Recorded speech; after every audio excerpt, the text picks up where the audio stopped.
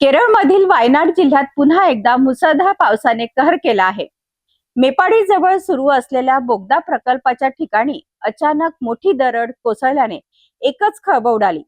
ही संपूर्ण घटना सीसीटीव्ही कॅमेऱ्यात कैद झाली असून लोक जीव वाचवण्यासाठी धावताना दिसत आहे. या दुर्घटनेत 5 जण जखमी झाले असून बचाव कार्य युद्ध पातळीवर सुरू आहे. राहुल गांधी यांचा माजी मतदारसंघ असलेल्या केरळमधील वायनाड जिल्ह्यातील मेपाडी जवळील कलाडी परिसरात ही दुर्घटना घडली. मुसळधार पावसामुळे सुरू असलेल्या बोगदा प्रकल्पाच्या ठिकाणी अचानक मोठ्या प्रमाणात माती आणि दगडाचा ढिगारा कोसळला. घटनेच्या वेळी परिसरात असलेल्या कामगार आणि वाहन चालकांची एकच धावपळ उडाली. ही संपूर्ण घटना सीसीटीव्ही कॅमेऱ्यात कैद झाली आहे. दरड कोसळताच एक मोठा ट्रक मातीच्या प्रचंड लोंढामुळे अनेक फूट पुढे ढकलला गेला. काही जण मातीच्या ढिगाऱ्याखाली अडकल्याची भीती व्यक्त करण्यात आली. घटनेची माहिती मिळताच एनडीआरएफ, अग्निशमन दल आणि स्थानिक प्रशासनाचे पथक तात्काळ घटनास्थळी दाखल झाले.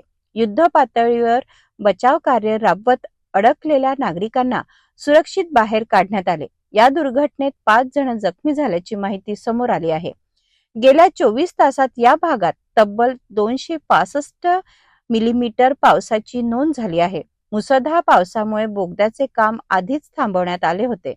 त्यामुळे संभाव्य मोठी जीवितहानी टाळल्याचे सांगितले जात आहे. सध्या घटनास्थळी मलबा हटवण्याचे काम सुरू असून दुर्घटनेचे नेमके कारण तपासले जात आहे.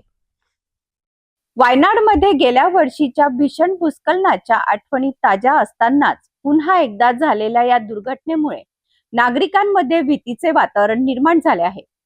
बचाव कार्य अद्याप सुरू असून प्रशासन परिस्थितीवर बारकाईने लक्ष ठेवून आहे. तुम्हाला या सगळ्या घटनेबद्दल काय वाटतं? तुमची मते कमेंट्स मध्ये सांगा.